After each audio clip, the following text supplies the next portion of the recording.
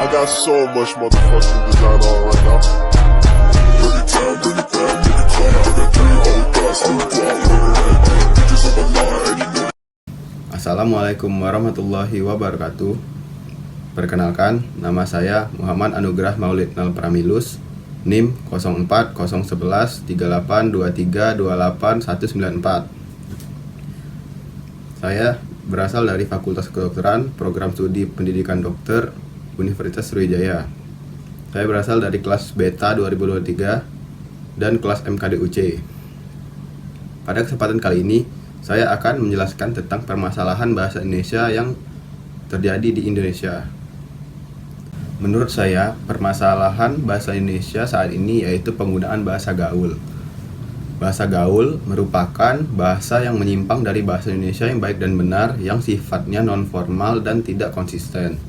Bahasa gaul biasanya muncul pada kalangan remaja dan media sosial.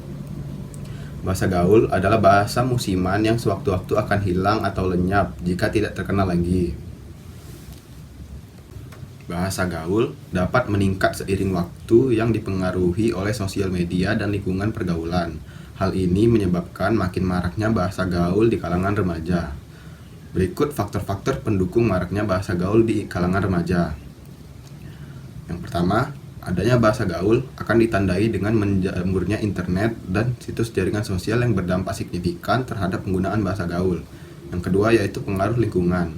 Umumnya, para remaja mempelajari atau menerapkan dari percakapan orang-orang dewasa di sekitarnya, baik teman sebaya ataupun keluarga.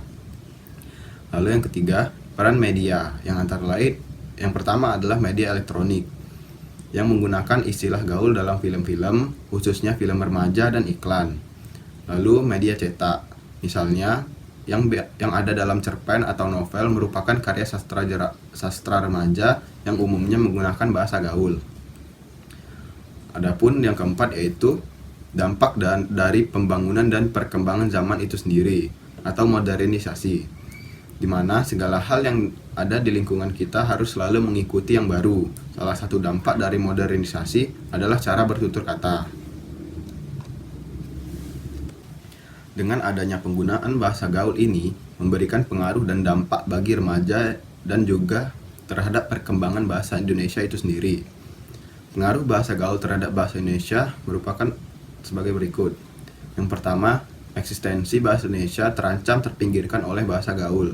Yang kedua, akan menurunnya derajat bahasa Indonesia karena bahasa gaul sangat mudah digunakan untuk berkomunikasi, maka remaja lebih memilih untuk menggunakan bahasa gaul sebagai bahasa sehari-hari, sehingga bahasa Indonesia akan dianggap kuno.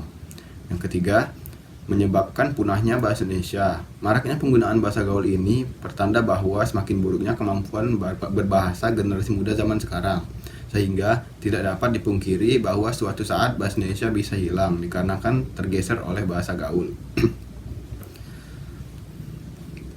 Bahasa gaul dampak penggunaan bahasa gaul bagi remaja. Yang pertama, dampak positif. Dampak positif dengan digunakannya bahasa gaul adalah remaja menjadi lebih kreatif, terlepas dari mengganggu atau tidaknya bahasa gaul ini. Lalu dampak negatifnya, penggunaan bahasa gaul dapat mempersulit penggunaan bahasa Indonesia yang baik dan benar, sedangkan di sekolah atau tempat kerja kita hanya diperbolehkan menggunakan bahasa Indonesia yang baik dan benar. Bahasa gaul juga dapat mengganggu karena tidak semua orang mengerti atau paham maksud dari kata-kata tersebut. Bahasa gaul dapat mempersulit penggunanya dalam berkomunikasi dengan orang lain dalam acara formal, misalnya ketika sedang presentasi di depan kelas. Dari pemaparan saya tadi, dapat diambil kesimpulan bahwa makin banyak remaja Indonesia yang menggunakan bahasa gaul.